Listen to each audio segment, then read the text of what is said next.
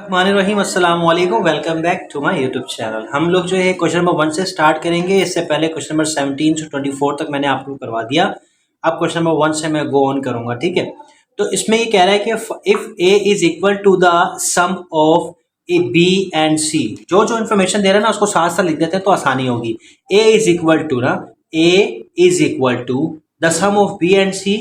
Some of b and c का मतलब B plus सी, ठीक है। ये सम आ गया। A is equal to sum of b and c, तो बी प्लस सी डाल दिया। उसके बाद कह रहा है which of the following is equal to the difference of b and c. वो कह रहे हैं बी और सी का डिफरेंस मालूम करना होगा, तो ये जो ऑप्शन इनमें से कौन सा आंसर आएगा, ठीक है। बात समझ में आ गई।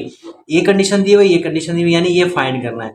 तो आप क्या करेंगे, आप जो है इस फर्स्ट वन को उठाएंगे इक्वेशन को, a is equal to b plus c को उठाएंगे, ठीक है। और इन दोनों में से आप क्या करेंगे, माइनस करवा देंगे सी को, ठीक है। सी को माइनस करवा दिए। क्यों सी को माइनस करवाने की वजह क्या है, मैंने इस डी को माइनस क्यों नहीं करवाया, एफ को माइनस क्यों नहीं करवाया। सी को माइनस करवाने की वजह यह है कि एक तो ऑप्शन में कहीं पे भी डी एफ जी कुछ भी नहीं है, सही है, ए बी सी है। दूसरी बात, हमें ये कह रहा है कि डिफरेंस मालूम करें। डिफरेंस का मतलब होता है माइनस। किसका माइनस मालूम करें, डिफरेंस बी और सी का, तो बी माइनस सी मालूम करना है। यहाँ पर जो सी था वो प्लस का था, हमें चाहिए बी माइनस सी, इसलिए हमने खुद से माइनस का सी लगाया। जब एक साइड पे लगाया तो दूसरी साइड पे भी लगाना पड़ेगा, ये इसकी लॉजिक है, सिंपल सी। अब करना ये है कि आपने ये जो प्लस का सी नजर आ रहा है ना, इसका काम नहीं है, क्यों, हमें तो बी माइनस सी चाहिए। तो इस प्लस के सी को उठाओ और आप दूसरी साइड पे ले आओ जहां पे पहले से a माइनस सी मौजूद है। ये प्लस का सी यहाँ पर आके माइनस का हो जाएगा और यहाँ आपके पास बच गया सी और बी और माइनस का सी, ठीक हो गया। अब ये देखें आप, माइनस माइनस प्लस होता है बट साइन माइनस का आता है, मीन्स ये एक और ये एक कितने हो गए, दो, 2c हो गया। जब दोनों के साथ माइनस का साइन होगा ना तो आंसर में भी माइनस का साइन आएगा। तो ये आपके पास b माइनस सी, ये आपके पास आंसर है। जो आंसर है a minus c, a minus 2c, यानी D is the right answer. समझ में आया बच्चों, समझ में आया तो मुझे कमेंट करके बताओ। नंबर 2 आपके सामने मौजूद है जी, dash break up rock slowly wearing it away over millions of year, ठीक है। ये सारे आपके सामने ऑप्शन मौजूद है। इसमें जो आपका राइट ऑप्शन है वो है option A, ice wine and running water which. आप जानते हैं जैसा कि जितने भी आपने टेस्ट दिए हैं देखे हैं उसमें जो क्वेश्चन है वो रिपीट हो रहे हैं। पहले टेस्ट का जो क्वेश्चन था दूसरे में रिपीट हुआ, अब जो थर्ड टेस्ट हुआ उसमें जो है ना दोनों में से मिक्सचर जो है ना इसमें थर्ड टेस्ट में आ रहा है। तो बेस्ट ये है कि आपके जितने भी टेस्ट हो चुके हैं आप उनकी तैयारी भी करें, उनको सॉल्व करें, पर्सनली क्वेश्चन को सॉल्व करें, ठीक है। अगर समझ में नहीं आते वीडियोस को देखें, बार बार देखें, उस पर सीखें और जो सवाल आपको करवाए जाएंगे और उसके अलावा उससे भी लाजमी देखें, ठीक है। क्योंकि आपका मिशन जो है वो 25 आउट ऑफ 25 यानी 25 के 25 क्वेश्चंस को आपने सही करेक्ट टिक लगा के आना है। आपका मिशन ये होना चाहिए, पासिंग मार्क्स नहीं लेने आपने, ठीक है। चलते हैं नेक्स्ट क्वेश्चन की तरफ, क्वेश्चन नंबर 3। क्वेश्चन नंबर 4 आपके सामने मौजूद है। बहुत ही आसान सवाल है, पहले ये आ चुका है, ये अब रिपीट हो रहा है। क्वेश्चन नंबर 4 आपका पीछे बैकग्राउंड की आवाज़ से आप लोग परेशान हो रहे होंगे, इग्नोर कीजिएगा। Sadiq purchase a plot for ₹8,000। Sadiq ने 8,000 का प्लॉट खरीदा था। He sell the plot to Abid. उसने आबिद को बेच दिया plot at a profit of 20%। 20% का प्रॉफिट रख के उसने वो प्लॉट आबिद को बेच दिया। Abid turn sell that plot to Arif. Abid ने वो प्लॉट जो है ना आरिफ को बेच दिया एट अ लॉस ऑफ 20%। उसने 20% नुकसान के साथ बेच दिया। The plot cost Arif. Arif को जो वो कीमत पड़ी, खरीदने की कॉस्ट पड़ी, वो कितनी पड़ी, आपने ये बताना है। इनमें से कोई एक आंसर होगा। हम क्या करते हैं, सबसे पहले मालूम करते हैं सादिक ने जो बेचा 20% प्रॉफिट के साथ वो सादिक को कितना बना। 20% जो प्रॉफिट उसने बेचा, किसके ऊपर बेचा, उसने जो है ना 8,000 के ऊपर 20% लगाया। मैं यहाँ मल्टीप्लाई लगा देता हूँ, एक स्टेप बच जाएगा। 8,000 के ऊपर उसने 20% लगा के बेचा, तो 8,000 का 20% कितना होता, परसेंटेज की जगह 100 आ गया और आपके पास ये आ गया 0 से 0 कैंसिल हो गया, ये 0 से ये कैंसिल हो गया, आपके पास बच गया यहाँ पे 2 और यहाँ पे 800। तो ये जो 2 नज़र आ रहा है ना, 2 को 8 से मल्टीप्लाई करवा दो, 2 8 16 आ जाएगा और ये 2 0 नीचे उतार दो तो 1600 हो गया।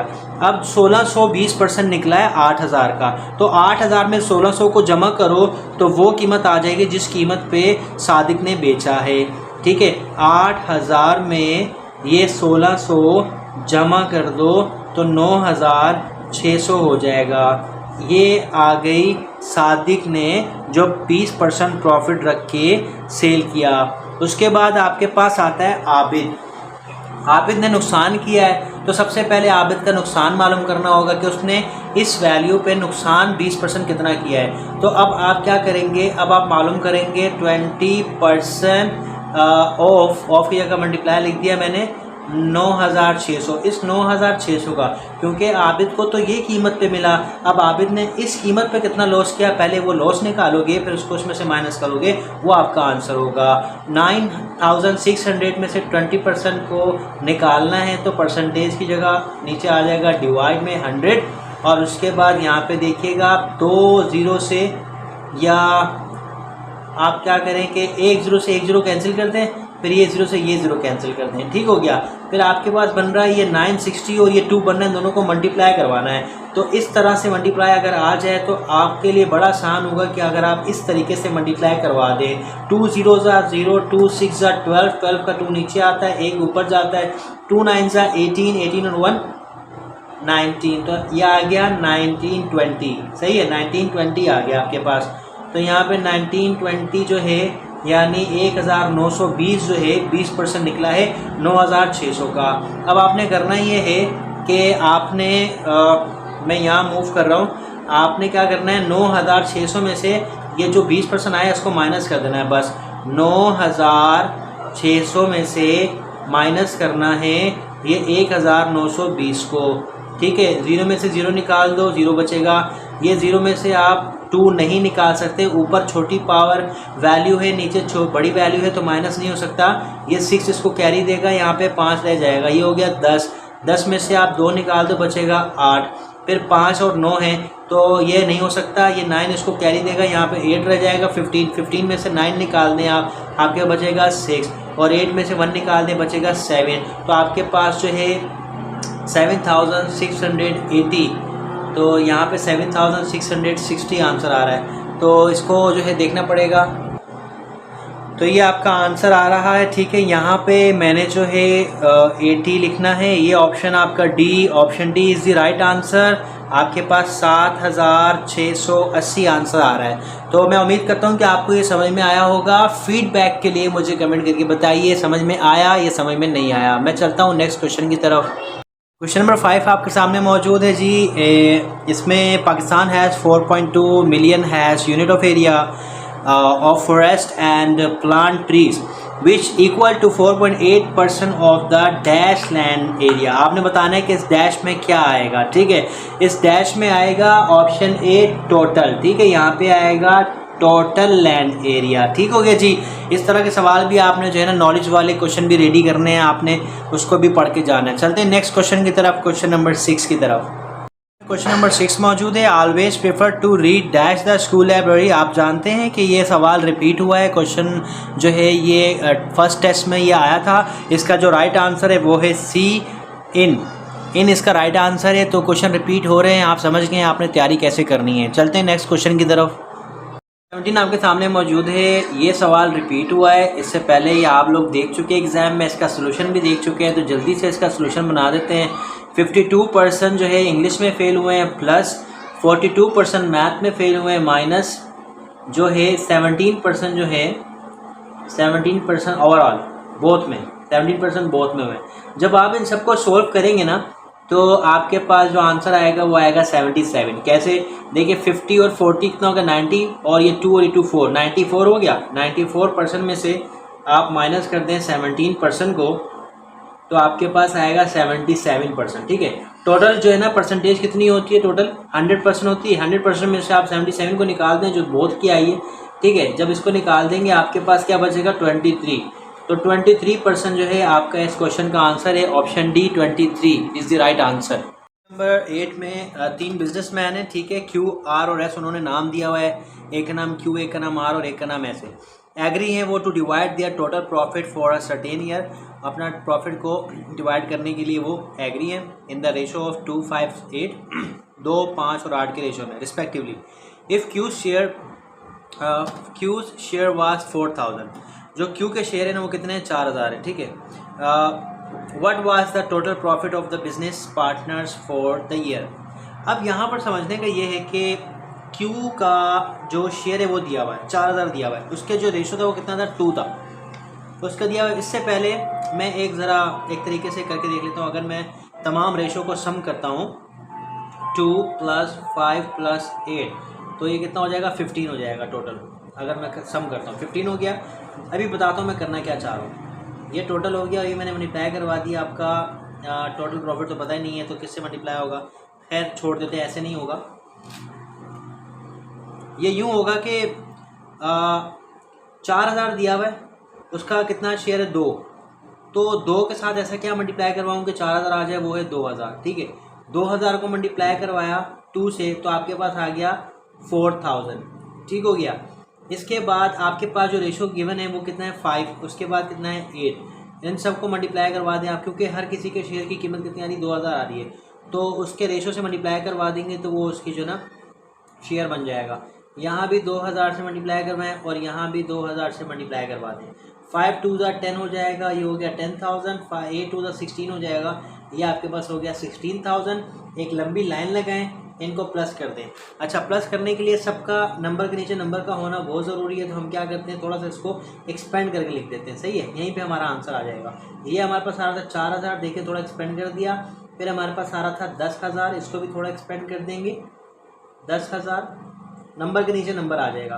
तो उसके बाद हमारे पास आ रहा है 16,000, तो हमने यूँ लिख दिया।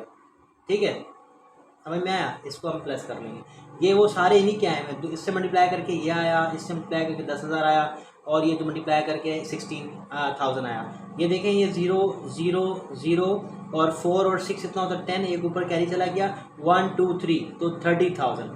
30,000 आपका आंसर है। Answer option B is the right answer, 30,000। तो क्वेश्चन नंबर 15 आपके सामने मौजूद है, जिसमें after discount of 25% the sales price of suitcase is 846। 20% discount के बाद जो प्राइस बन रही है वो 846 बन रही है। What was the original price of the suitcase, या what is the original price of the suitcase. तो ओरिजिनल प्राइस क्या होगी कि अगर 25% डिस्काउंट करके आपकी जो प्राइस बन रही है वो ये बन रही है।